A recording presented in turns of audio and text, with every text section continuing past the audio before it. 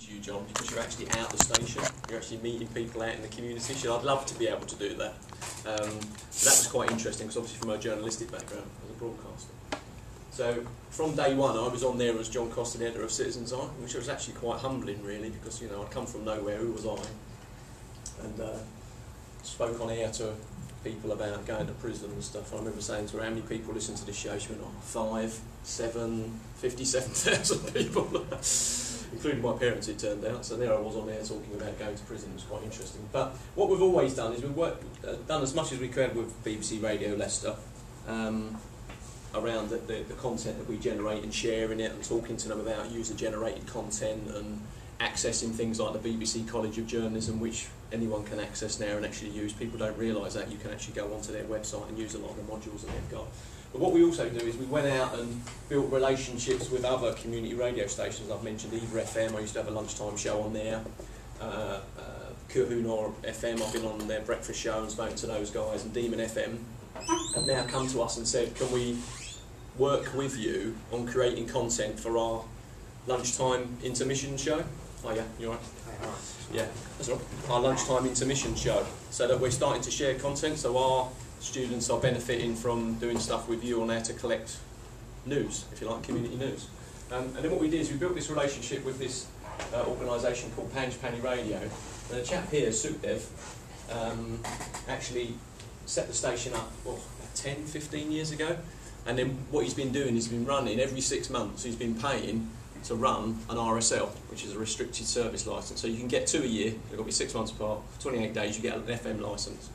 And what we did is we went into partnership with them to run a 28-day RSL licence during the Special Olympics. So we were on air from 12 till 4 every day, Monday to Friday, during the Special Olympics, and created more content. And I used to ring out to all of the events where all our community reporters were creating that content. And we created more content about the Special Olympics then in Leicester than all of their national coverage they got across all of the regions in the UK, according to their professional PR people from London, which is quite interesting. And what we did is this chap here, Anthony Sheehan, is the PCT, or Leicestershire Partnership Trust, I think it is, CEO, and he has a breakfast show on there about mental health. And the whole show, the whole of Panjpani is about mental health around members of the local Asian community. You know what I mean? It's sort of still a bit of a taboo subject. So what we do is we go on there, and I started a jazz show on there, which is still running every Wednesday night. I've got 2 guys that run that now. It's brilliant. And so we always use that. And earlier this year we had another 28-day licence. So I had a reportage show every Thursday, 12 till 2. I interviewed the local chief exec. I interviewed a local police officer, interviewed someone about the Olympics, interviewed someone from the Office of National Statistics and the Director of Corporate Governance about the census, all that kind of stuff, you know what I mean? Try and explain to people what the hell they were, you know, and what they're about. So we've always kind of drilled down into mainstream media, but then down into community radio, and then use that iPadio stuff that we were talking about earlier, because ultimately, you know, I mean, here talking to the East Midlands Special Olympics cycling team, these guys were the UK women's volleyball team who were doing this sponsored bike ride to raise money for them to be able to live together as a unit to train for 2012. Because what people don't realise is just because you're the English team or the British team, you don't automatically get to go to the Olympics, even though it's in London. You've still got to like qualify and pay for your money and stuff like that. So we've done lots of interesting stuff. These are my 2 munchkins here in the studio. When they come, they love it. Like, they know about how to broadcast now and be confident to do these kind of things. Especially the older one, who's really shy. When he's on air, he's a different animal. You know? Any of you seen the film The King's Speech? You know what I mean, when he stutters and all that kind of stuff, and he puts some headphones on him and he's listening to the music, and then he reads without stutter. What you find is things like community radio are really great for talking to people or getting people involved in it. So we run a lot of like confidence through broadcasting skills and stuff, because what it's about then is no one's looking at you. So if they're listening to what you're saying, they're not judging you. Yeah, so a lot of the people that we have as volunteers have all got these particular issues across all of the news agencies that we were talking about. So, you know, radio is a great way. Everywhere I've been in the world, and everywhere I've worked, certainly in Africa, community radio is the way people get their news. Yet here, community radio isn't seen as being serious. You know, it's like the mainstream media doesn't include community radio. And I think like the whole kind of, you know, citizens journalism, community media route is making community radio a lot more relevant to people Yeah? But then again, from my point of view, and people are quite shocked when I say this, the thought of having no local paper, the Leicester Mercury, where I've got the 6 desks, or no local BBC radio station, I'll be the first one down there protesting, because I just think that would be terrible. They have their role to play. It's not about us and them. It's about, you know, we work with BBC Radio Leicester and we work with the Leicester Mercury. It's the mix. Yeah? And what you've got to understand is you can have radio, and you can have television, and you can have the Leicester Mercury, but when I stood there at the clock tower on the morning of the EDL march with my 6 reporters, and we were prepping ourselves for going down and reporting on what was going on, and people coming up and go, "What's going on, mate? What's going on?" It's just totally consumed Leicester for the last 6 weeks that the EDL were coming. Don't you read the newspaper? Don't you watch the television? Don't you listen to the radio? No. There's still a whole swathe of the population out there that just does not engage in any kind of news media at all. Okay, so again, if it's community radio or a particular blog, because that's something they're interested in, they are all relevant in the community media mix. Yeah. In 2012, the world comes to London. You've heard them all shout about it and all that sort of stuff. Leicester's diversity means we've already got the world. We've actually got quite a lot of people here already. I think actually the Leicester Mercury during the World Cup last year actually went out to try and find someone for every country that was playing in the World Cup.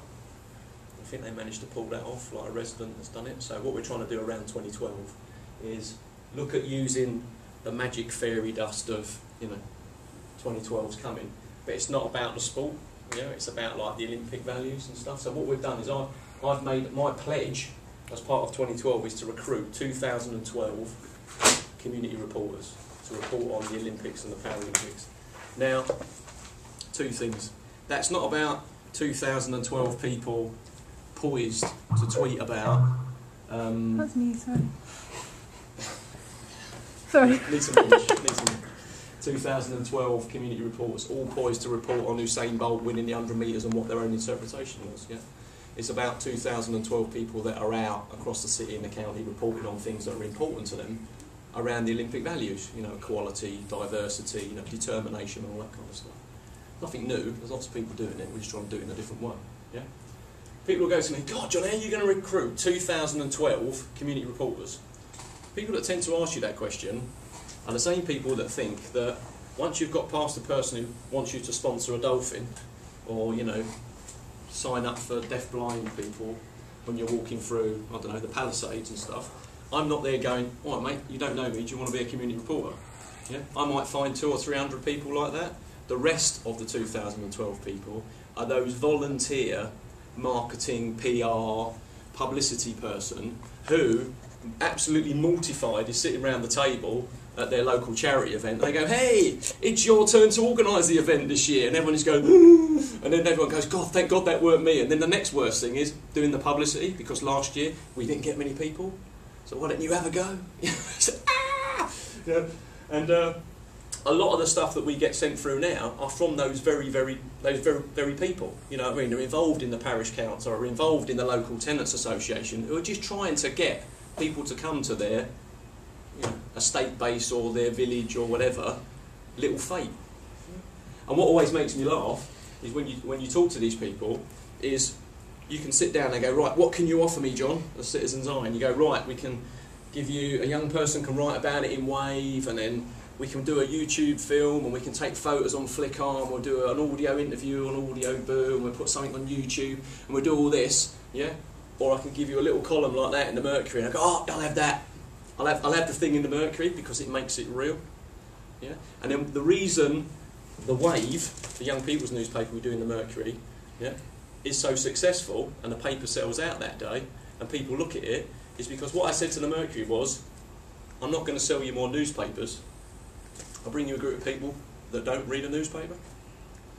I often say to people, "I'll give you £10, go out and find me someone who's got a copy of the Leicester Mercury tucked under their arm who's between 7 and 25. That's what it's about. Yeah? And we're doing the same with young people here. We're doing the same with learning disabilities. So we're going to have a page or a column in here created by people that have got learning disabilities. Okay? And that's how we're bringing together the Olympic dream with Leicester, because we've had the Special Olympics in 2009. We were an Olympic city, because it's part of the 3 families. And we're going to cover the Olympics and the Paralympics. So, 2012 people. How many have I got so far? I don't know. 800, maybe. 375 involved in Wave. I've probably got about 500-600 adults. Have I met them all? No. A lot of them just contribute content and that.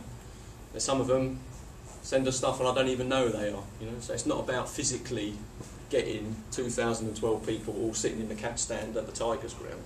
It's not about that. It's just about enthusing people to get involved.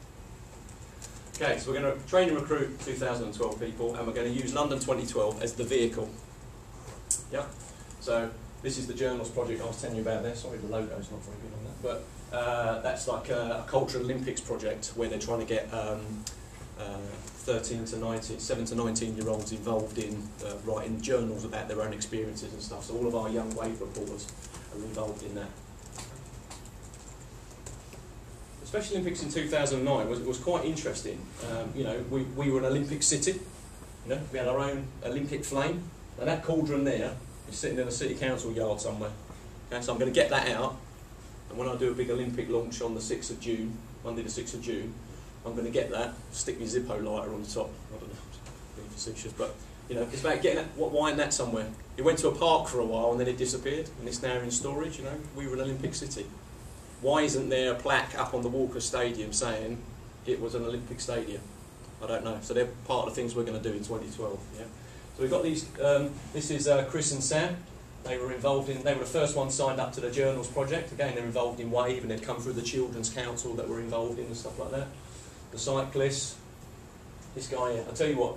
This man here. I've got a picture of him and my two boys. Yeah, this fella here. I think he had something like 8 gold medals. He won 4 at the games. You know. He's won 8 Olympic gold medals. It was a Special Olympics, but that is part of the Olympic family. His dad had the biggest smile you've ever seen. I can still remember it now. It was amazing, yeah? And through Leicester, there were people walking along. Actually, and it really weird. You'll see there's an orange T-shirt there. The boys got orange hats on. Orange T-shirts for the volunteers. I can remember walking through Leicester now.